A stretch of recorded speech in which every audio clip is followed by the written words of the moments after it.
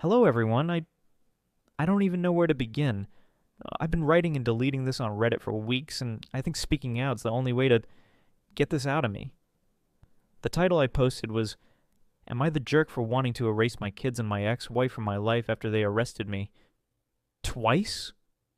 And just saying it out loud makes my stomach churn. I need an outside perspective. I need someone to tell me if I'm crazy or if I'm a monster for feeling this way.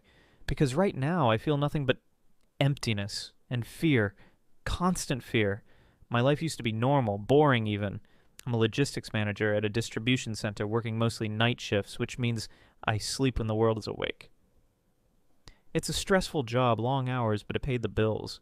I had a wife, Sarah, and two children, my daughter, Eliza, who just turned 10, and my son, Leo, who's 8. We had a house. We had a routine. I'd come home in the morning exhausted, kiss them on the cheek while they ate breakfast, and go to bed. I'd wake up, we'd have dinner together, and I'd go to work. That was our life. I thought it was a good life. I was wrong. The first incident was last year, about 18 months ago. I got home from my shift. It was about 7 a.m. The house was quiet. Sarah was in the kitchen drinking coffee, looking normal. The kids, I assumed, were in their rooms. I told her I was exhausted, that the inventory was all messed up, and that I was going to bed. I dragged myself upstairs, closed the curtains, and passed out. The next thing I knew, there was a knocking sound. Loud knocking. Not on my bedroom door, but on the front door. It was the police knocking. I walked downstairs, my heart pounding in my throat. I was in my underwear and an old t-shirt. When I opened the door, there were 2 police officers and a stern-looking woman with a badge, who I discovered was from CPS, Child Protective Services. They asked me my name. And then they asked me why I had kicked my children out of the house in the middle of the night. I couldn't process it. What? I looked at Sarah, who was standing at the bottom of the stairs, pale. I told them, "What are you talking about? My children are upstairs, sleeping." The officer shook his head. "Sir, your children were found by a patrol car 3 miles away at 4 a.m. They said you got angry, yelled at them, and told them to get lost." I couldn't form a sentence. I stuttered. I told them it was impossible, that I'd been at work all night, that I'd just gotten home an hour earlier. I showed them my time card on my phone, and the CPS agent then said, "What about your wife?" And here's where the world went off. They took Sarah out onto the porch to talk to her and kept me in the living room. I could hear them murmuring, and like I was frantic. "Where are my kids? Are they okay? What's going on?" I kept asking. After about 15 minutes, the officer came back in. The CPS agent was looking at me with disgust. Pure disgust. The officer said, "Sir, your story doesn't match your wife's." "Doesn't it hit? What do you mean, doesn't it hit? I was at work. She was home." The officer said, "Your wife said you came home around 2 a.m., furious about something at work, and that you had an argument, and that you woke the kids up and kicked them out." I think I blacked out for a second. I couldn't breathe. I looked at Sarah, who was crying in the police car. "Sarah, what are you saying?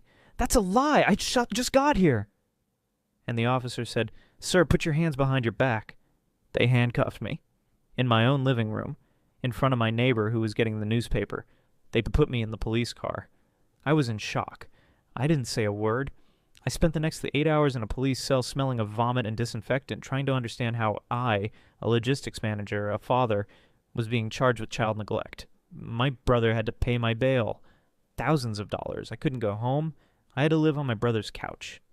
CPS opened a formal case. I was suspended from my job, pending investigation.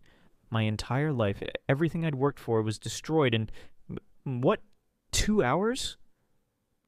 And the only question that echoed in my head over and over was, why? Why would Eliza and Leo say this? And my God, why would Sarah lie to confirm it? Why would she say I came home at 2 a.m.? I had check-in and check-out records. I had security cameras at the distribution center. But at that moment, it was her word, and the word of my 2 children against mine. And I was losing. It took almost 2 months. 2 months of my life I'll never get back. I was living on my brother's couch, stinking of shame, barely eating.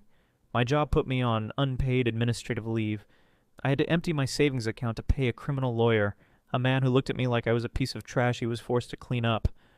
I saw my children only during supervised visits in a sterile CPS room with a social worker taking notes. Eliza barely looked at me. Leo seemed scared of me. And Sarah. She backed down on her story.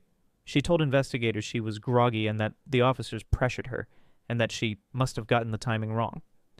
But the abandonment charge was already there, and her word was worthless in helping me. The prosecution was going all out, using her and the children's original statements. I was broken. I was in therapy, obviously. My therapist diagnosed me with acute PTSD, post-traumatic stress disorder. Every time I heard a siren, I had a panic attack. I was afraid to sleep, afraid to wake up. I lost 30 pounds. I was living a waking nightmare, and the people I loved most in the world were holding the pillow over my face. The turning point didn't come from me. It came from Leo, my 8-year-old son. Apparently the CPS agent, who despite her initial demeanor was good at what she did, realized that Eliza's story had holes. Eliza was getting more elaborate. She started adding new accusations. Things about me locking them in the room, about me not feeding them, but she couldn't keep the details straight. She said it happened on a weekend, but school records showed they were at school. She said I pushed her, but there was no bruise. The CPS agent began interviewing them separately, intensely. And that's when Leo broke down. He started crying uncontrollably in the interview room and didn't stop for 20 minutes. He finally admitted it. Everything. It was a prank. A prank. He said Eliza had seen it on YouTube. Videos of kids playing extreme pranks on their parents. Calling the police on parents prank. Gone bad. That kind of garbage. Her idea was that they would run away, hide in the park for an hour, and when we panicked, they would jump out and scream prank. But they got lost. It was dark. It started to rain. And when the officer found them, they were cold, scared, and crying. And instead of admitting it, Eliza doubled down. She made up the story that I had kicked them out, and Leo, afraid of his older sister, just went along with it all. And Sarah? Why did Sarah lie? The truth was even more pathetic. She didn't actively lie. She simply didn't defend me. When the cops woke her, she panicked. She didn't know where I was. She didn't know where the kids were. And when they said, "Your husband kicked them out," she froze. She said she didn't know what I was capable of, that I'd been stressed lately because of work. She didn't confirm the 2 a.m. story. She just let the suspicion hang. She didn't lie to get me arrested. She simply didn't tell the truth to keep me free. In my opinion, this is 1,000 times worse. The charges were dropped, just like that. A perfunctory apology from the prosecution. The CPS closed the case. My job took me back, but nothing was the same. The looks, the whispers. "Hey, isn't that the guy who was arrested for—" I went home. What else was I supposed to do? Eliza was placed in intensive psychiatric therapy. She was diagnosed with a bunch of things I can't even pronounce, but the bottom line was that she desperately needed attention, and completely lacked understanding of the consequences. I tried. Honest to God, I tried. I suggested family therapy. I suggested couples counseling. I was going to my own therapy twice a week just to get out of bed. But Sarah, she always had an excuse. "I'm too busy with Eliza. I can't afford the babysitter. We have to fix the plumbing." She was dodging. The house felt like a minefield. No one spoke. We just existed. The silence was deafening. 6 months passed.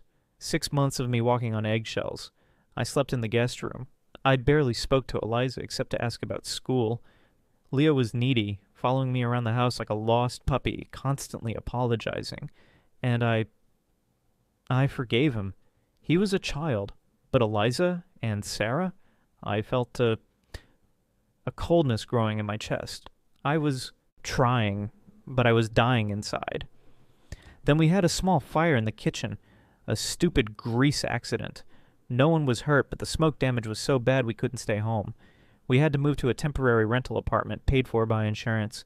And it was there, in that impersonal, beige, 2-bedroom apartment that Sarah told me.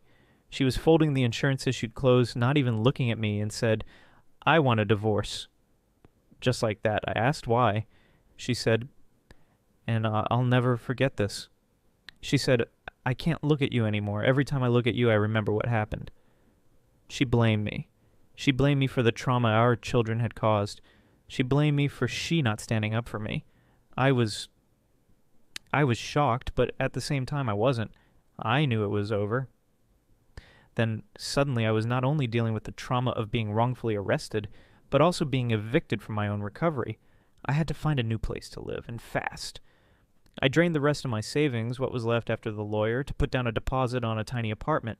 I was paying 2 rents, the bail, the lawyer. I was financially ruined. I told her, Sarah, I'm not going to be able to give you much money this month. I have over $3,000 to pay in deposits and rent. I'll give you what I can, but I'm at my limit. She just nodded. No emotion. And that's when she prepared the second blow. So I'm in this tiny, empty apartment. It smells like old carpet and paint. I have an air mattress and 3 boxes of clothes. That's it. My life. But I was determined. I thought, okay, this is the bottom. I can rebuild from here. I had my first scheduled, unsupervised weekend visit with my kids. The court order said I was cleared. The first case was closed. I was allowed to be a father again. I was nervous, excited, but nervous. I bought pizza and rented a bunch of movies. I wanted it to be normal, but it was awful. Eliza, my 10-year-old, barely spoke to me. She was glued to her tablet, headphones on, in another world. I tried to talk to her or ask her about school, and she'd just shrug. Leo, my 8-year-old, was the opposite. He was fragile. He'd jump if I moved too fast. He kept asking me if I was mad at him. I kept hugging him, telling him, no, buddy, never, I love you, it's okay.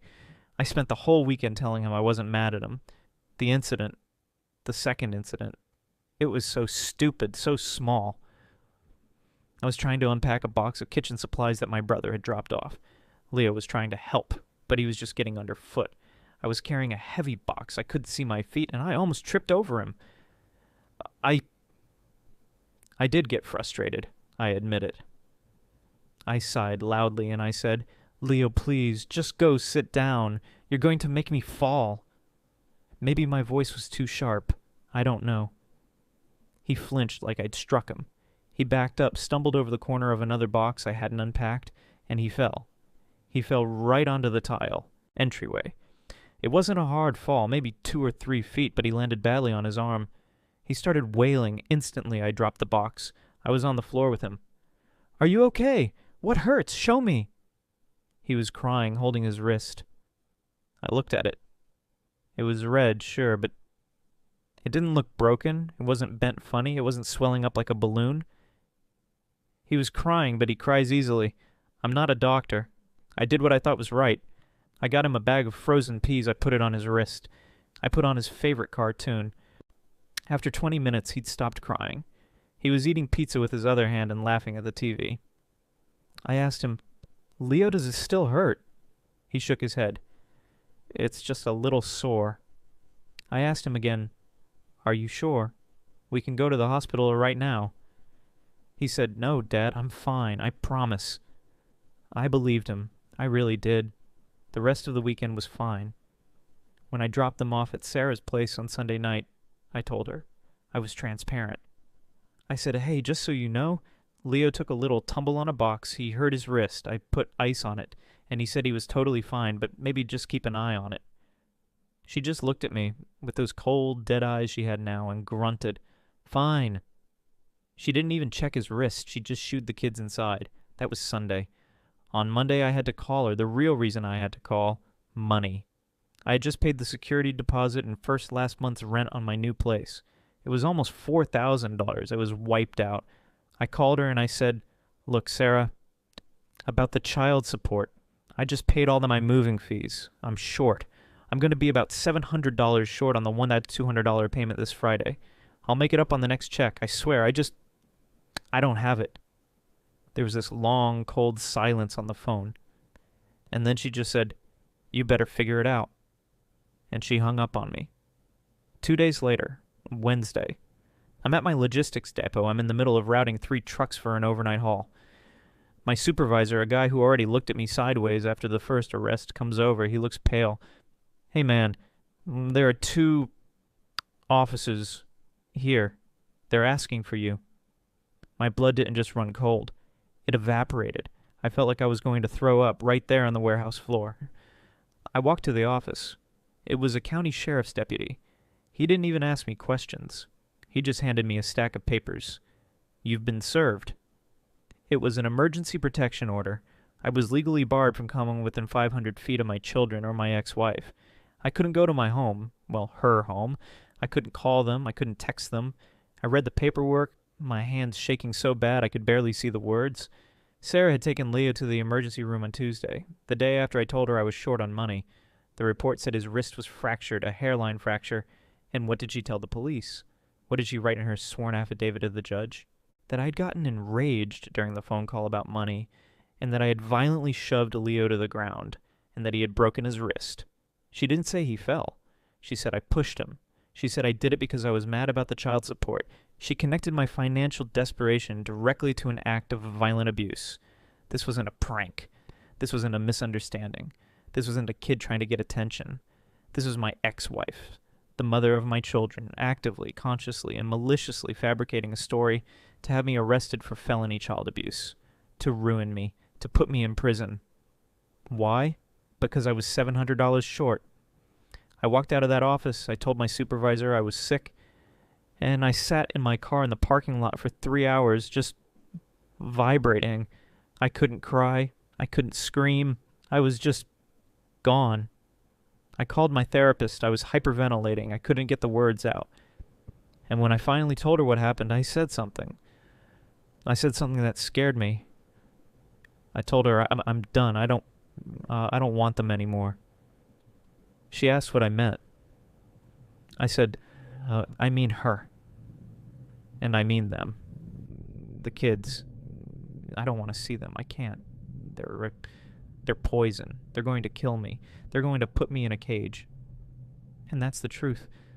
The love I had, it's gone. It's been scooped out of me and replaced with this cold, terrified nothing. I'll pay. I'll give her the damn money. I'll work 80-hour weeks at the depot. I'll pay $100 and I'll pay $1,500. I don't care. I'll sign over my parental rights. I want to be left alone. I want to survive. And that feeling that makes me feel like the biggest monster in the world. So I'm standing there holding this emergency protection order, and my boss just looks at me with this mix of pity and absolute HR-driven terror. He says, "Look, Frank, you know I can't have this. Not again. The police here, it's a liability. I wasn't just suspended this time. I was fired. Fired. From a job I'd had for 8 years. Fired with cause based on the arrest that hadn't even happened yet but was implied by the EPO. Violation of the company's moral turpitude clause, or some corporate garbage like that. So now, I'm not just a monster. I'm an unemployed monster. I'm broke. I'm about to be homeless because I can't pay for this new apartment, and I'm legally barred from seeing the very children who are the reason I'm in this mess." I sat in my car, and I laughed. It was this horrible barking sound. I was a 42-year-old logistics manager, and my life had been completely dismantled by a 10-year-old's YouTube prank and my ex-wife's greed over $700. I called the same lawyer. I had to beg. I had to promise him the last of my 401k withdrawal. I could hear him sigh over the phone. "Frank," he said, his voice gravelly, "you are the unluckiest son of a bitch I have ever met, or you are the stupidest." I told him, "I'm the unluckiest. I swear to God. She's lying. She set me up." He told me to come in the next day. The next few weeks were... I don't have words. It was a blur of legal meetings, depositions, and talking to a new CPS investigator. This time I was smart. I didn't just talk. I came with proof. I had my bank statements showing the $4,000 withdrawal for the new apartment. I had my phone records showing the exact time of my call to Sarah about the money, which was on Monday, a full 24 hours after I dropped the kids off. I asked the investigator, "Does this make sense to you?" She claims I shoved him because I was mad about the money. But the money conversation didn't happen until the next day. How can both be true? The investigator, a man this time, just looked at me, non-committal, and wrote it down in his little notebook. "We'll look into it." That's all I got. We'll look into it. The fear was eating me alive. I couldn't sleep for more than an hour at a time. I bought security cameras, not just for my door, like a normal person, so I bought 3. I put one on my apartment door pointing out. I put one inside my apartment pointing at the door. And I bought a dash cam for my car that recorded 24/7. I started keeping every single receipt: gas station, grocery store, a pack of gum. I turned on location tracking on my phone and made sure it was backed up to the cloud. I was building an alibi for every second of my life, from now until I died. I was becoming a ghost in my own life, a man whose only purpose was to prove where he was and what he wasn't doing. We had the hearing for the permanent protection order. I sat on one side of the courtroom in my one cheap suit. She sat on the other with Leo. She had him dressed up. He looked pale. He had a small, soft cast on his wrist.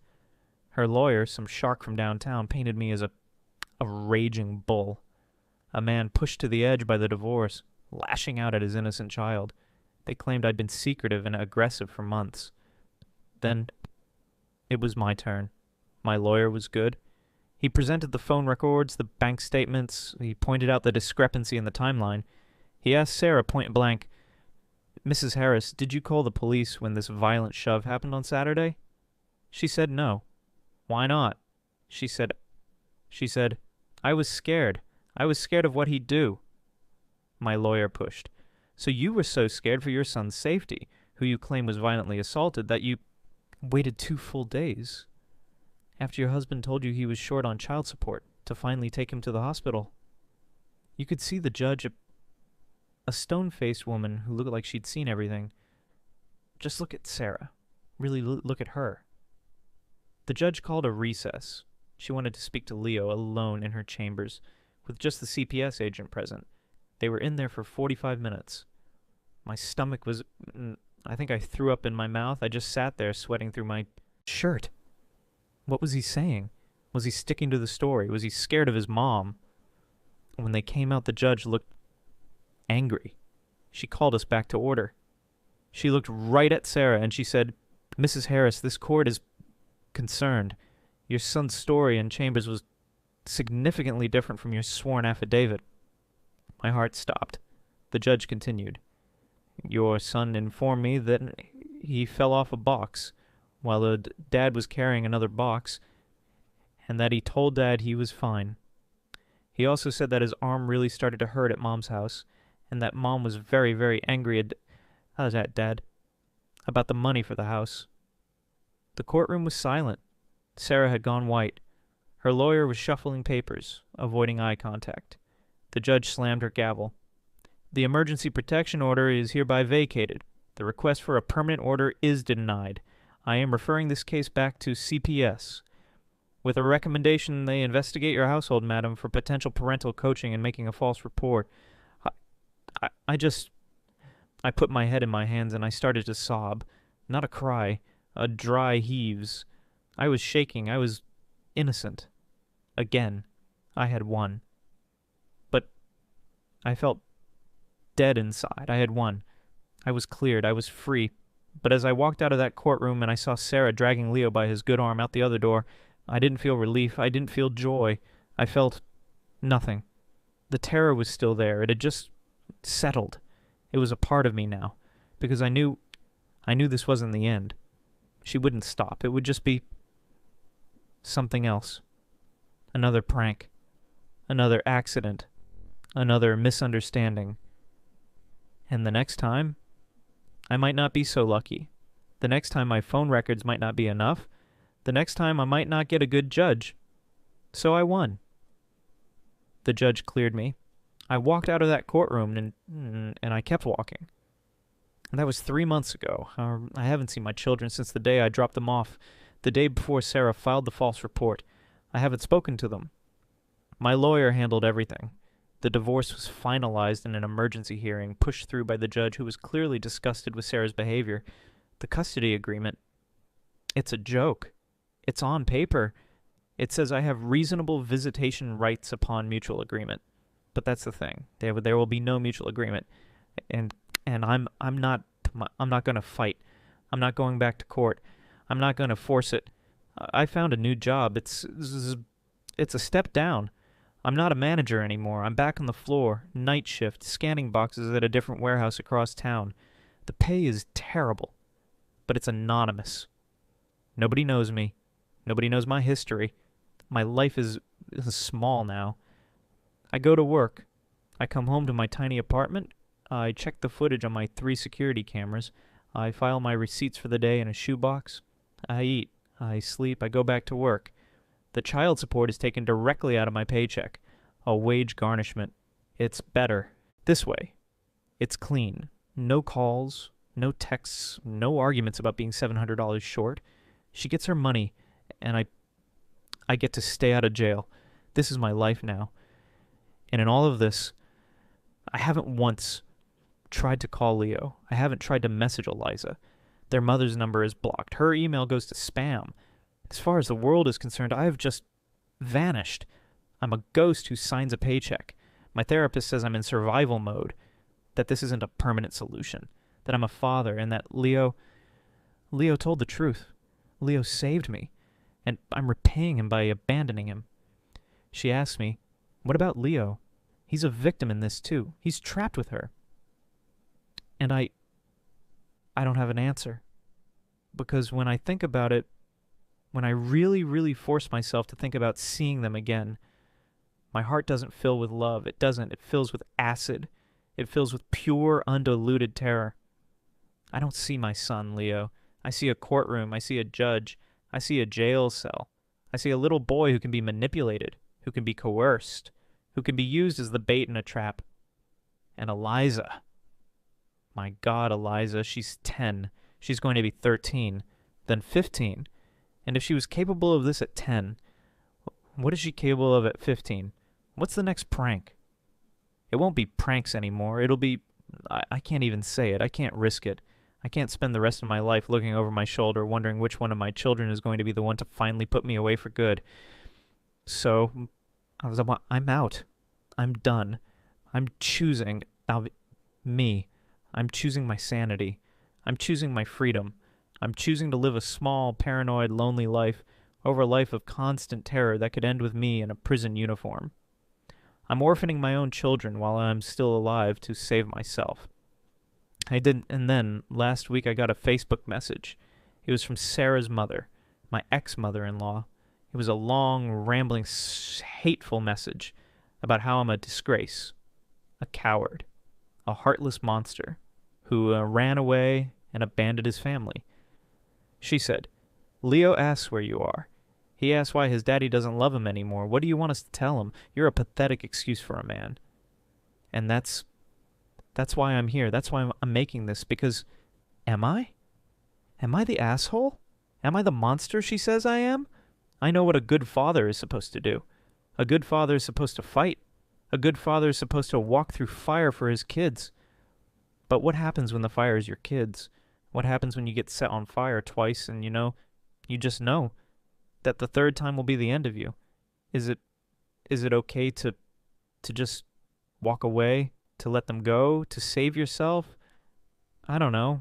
I really don't know. I feel nothing.